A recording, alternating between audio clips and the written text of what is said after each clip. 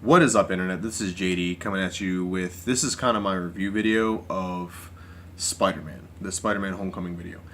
I'm kind of going to pose the question and kind of argue for. I kind of think it's the best Spider-Man movie yet, and I'll tell you why. First off, of the original first trilogy, I watched those again. Really, the graphics don't really hold up to what we have now. I mean, the graphics are still pretty good, and the villains just like a dang mask instead of the next being a Green Goblin. Not gonna get too much into that, but the original trilogy is amazing. Okay, it's really spawned a lot of like the really high end graphic comic book movies. Okay, of those three, I think the second one's probably my favorite, and the third one's pretty good. The first one, it's meh, it's meh.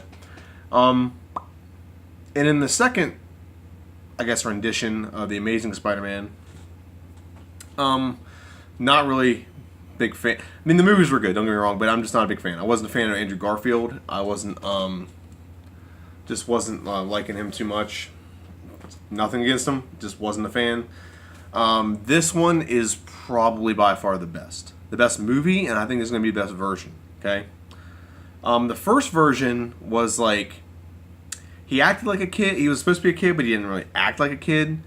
He just graduated. He was just graduating high school. He didn't really act like a kid who was just graduating high school. Okay, he seemed a little more mature,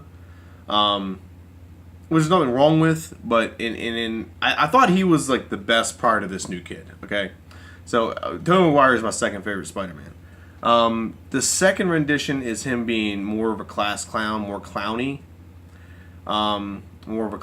like haha version of Spider-Man. But I didn't like the web shooters. It's the first thing that irritates me. You're a spider. You should naturally do that. You're a part spider. You should naturally be able to do that. You shouldn't have to create tech for that. I get using your own stuff you made, and that's kind of a problem I have with the new one. But I mean, the new one has so much better things about it. Okay, and I'll get into that.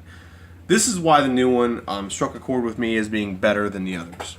And I'm trying to get my chair to stop sliding back and forth. So, nope. There we go. Okay. This is why this one struck a chord with me of why I think it's the best. Okay. One, this Spider-Man is the first Spider-Man we have where you get the idea that it's a kid trying to be a superhero. Okay, he's a kid trying to be a superhero. He has the childlike wonder about it. He's amazed by everything cool. He's a typical nerd. He comes off like a kid who literally gets superpowers. Tobey Maguire didn't come off that way. Andrew Garfield didn't come off that way. Okay? This rendition of Spider-Man is literally a kid that gets superpowers, okay? And he's trying to figure it out while trying to be a high school student. He's a kid who's trying to be a superhero. It's the best way I can put it. And that's why, to me, that's the main reason. That's really right there I could just stop. And that's what Spider-Man is. Spider-Man is a high schooler kid who gets superpowers and tries to be a superhero. Is basically the best way I can put that. Also, things I like. He's also put in situations that Spider-Man's never been put in before. Okay, he's answering to a higher authority. Okay, he's a kid. That's what kids are supposed to do. Tony Stark. He's answering to Tony Stark. He's trying to impress Tony Stark. He's doing his calls or whatever he has to do every day, and a whole bunch of things like that. In the other movies, he's just freelancing. He just does what he wants, which is cool, I guess. But I do like the fact that he's like wanting to do more, and he wants to do more, and he can't, which is part of being a child, which is part of growing up.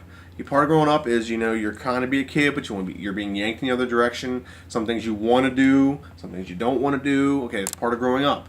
And I think that's a good rendition. Sorry, I keep shaking my hair like that because my hair grows well, and then it decides to go like this gradually throughout the course of a video. So that's why I keep doing that. Just shake it, and it kind of straightens itself out. Okay, so that is another reason why I think this one's better. He's a kid who wants to be more responsible in some ways better than others. Okay? Third reason, you actually see Spider-Man in an environment he's not comfortable with. Okay? And what I mean by that is, every Spider-Man movie we have, he's never left New York City. He's never gone to the suburbs. He's never gone to the Washington, D.C. He's never gone out on the highway, on a rural highway area. Okay? And that's something that, you know, it's cool that he's doing it, but that's kind of the learning curve. Like, where are you most effective? Okay? That's why, if you, for example, I'm wearing a Batman shirt. Batman doesn't go out during the day. He doesn't fight crime during the day very often. One, a lot of criminals don't do stuff during the day. But two, he uses darkness. He uses subterfuge.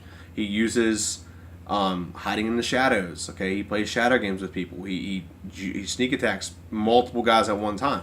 So he uses what's available to him and what puts him in the best situation to succeed. Part of being Spider-Man is you gotta learn, where are you most effective. The most effective place for Peter Parker or Spider-Man is in the city. Why? He can swing around. That's when he's most effective. Okay, he can get around very fast. Okay, in this movie, if when he was doing that car chase through the suburbs, he'd have got that car in a couple seconds easily. He actually could have got ahead and made like a trap or something to catch the car. Okay, so that is also like something that I think is part of the learning curve of where you're effective. Okay, as a superhero. And he's not very effective. It was funny. It made for a good show. He's not very effective out there in the suburbs. Okay, and what I mean by that, he's not effective at all because he can't swing from building to building. He has to run the whole way. He has to jump the whole way. He has to do all that stuff. Okay, and that's not like a bad thing. It's good that he's trying, and you know, trial and error is a good thing.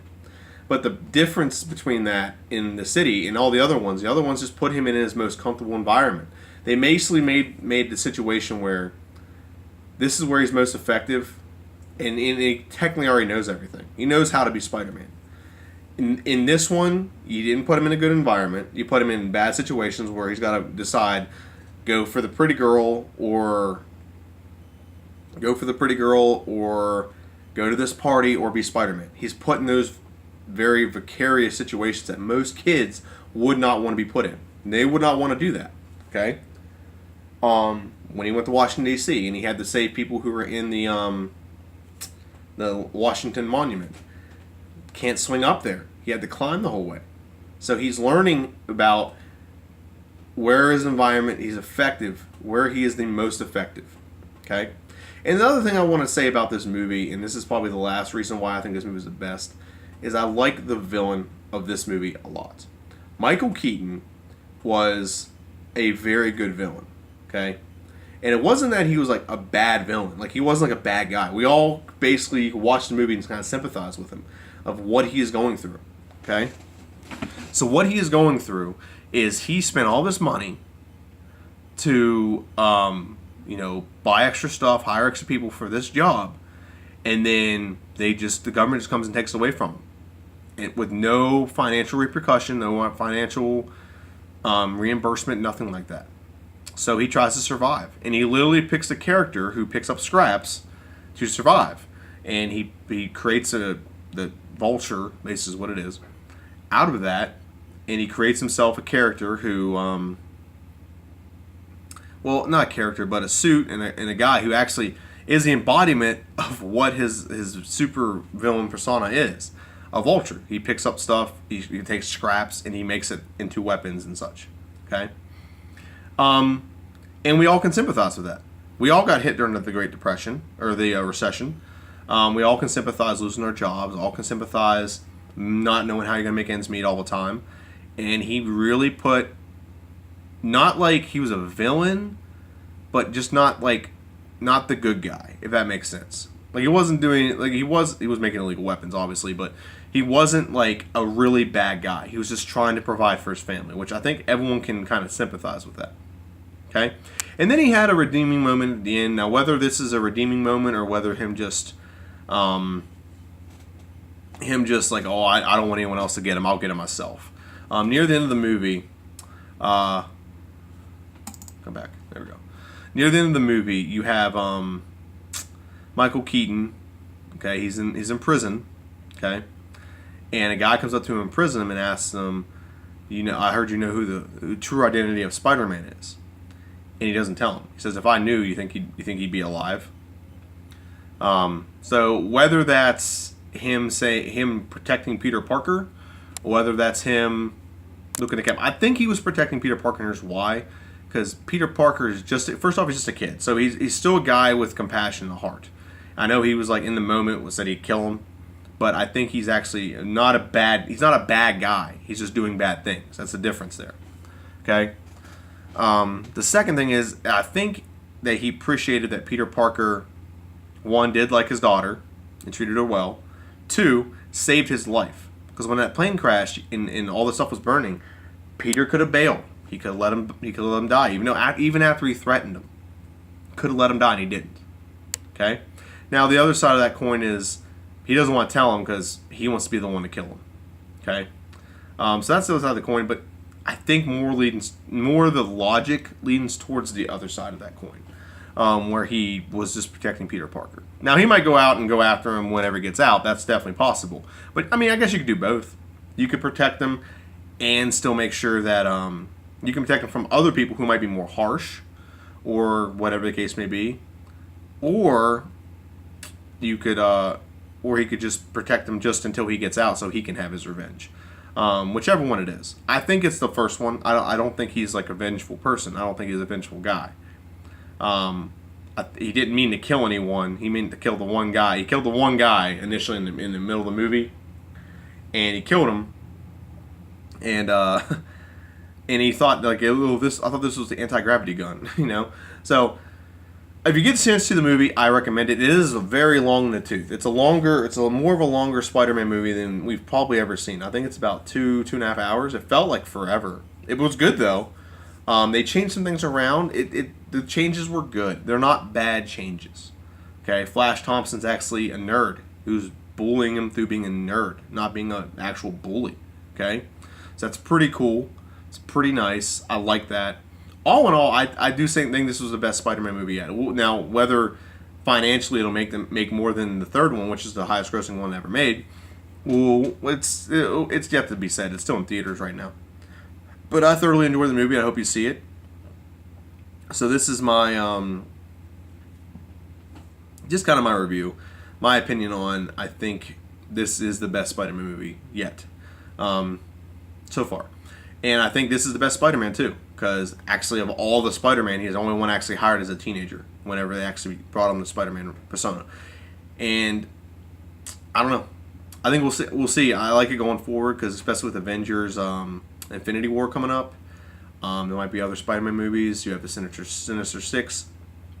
So there's a lot of things coming up. But without further ado, that's the end of this video. Catch my next video. It's going to be a Game of Thrones review and theories and predictions going forward this season. Okay? See ya.